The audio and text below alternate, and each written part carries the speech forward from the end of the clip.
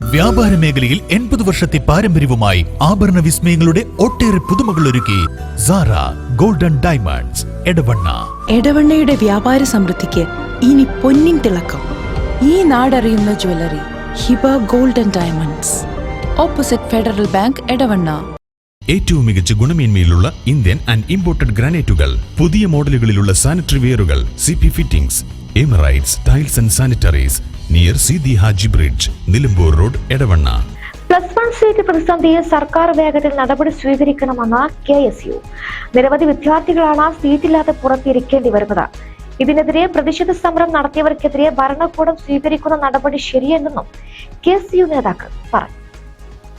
മുഴുവൻ വിദ്യാർത്ഥികൾക്കും സീറ്റ് ലഭിക്കുന്നതുവരെ സമരവുമായി മുന്നോട്ടു പോകുമെന്ന് KSU ഇടവണ്ണ മണ്ഡലം സെക്രട്ടറി PK സനൂപ് പറഞ്ഞു.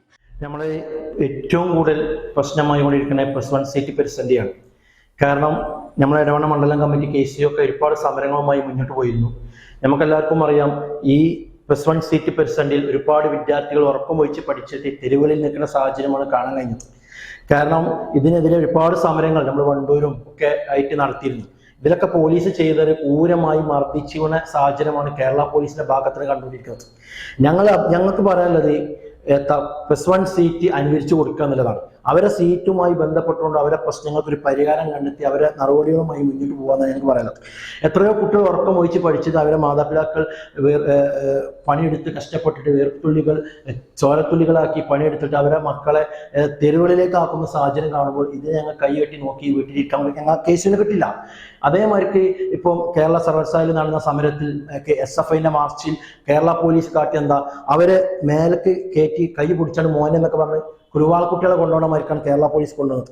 എന്താ KSU മാന്യമായി സമരങ്ങൾ നടത്തുമ്പോൾ അവരെ ഇങ്ങനെ കല്ലായി പോലുള്ള അമൃതമായി അടിക്കുവാനും അവരെ കൊല്ലപ്പള ചെയ്യുന്ന സംവിധാനവുമായി കേരള പോലീസ് മുന്നോട്ട് പോകുന്നു. കണ്ണിച്ചോറില്ലാത്ത കേരള പോലീസായി മാറിക്കൊണ്ടിരിക്കുന്നു. ഇത് അനുവദിച്ചു കൊടുക്കാൻ ഞങ്ങൾ തയ്യാറല്ല.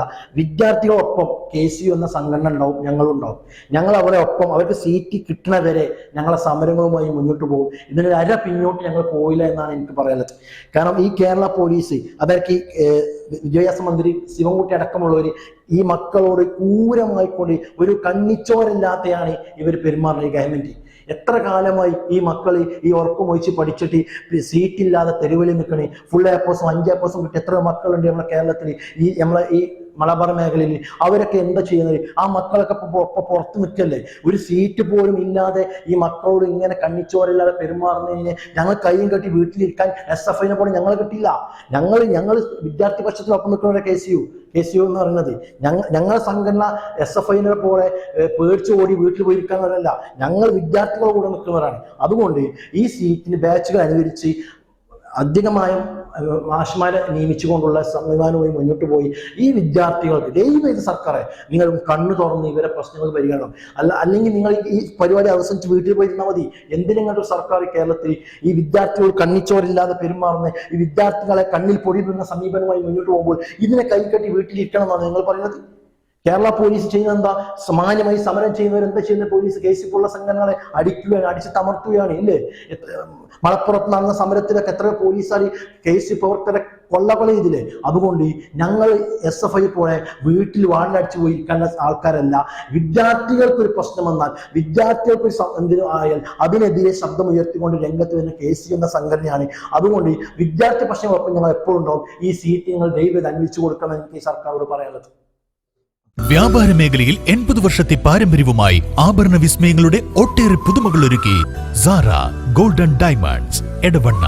എടവണ്ണയുടെ വ്യാപാര സമൃദ്ധിക്ക് ഇനി പൊന്നിൻ തിളക്കം.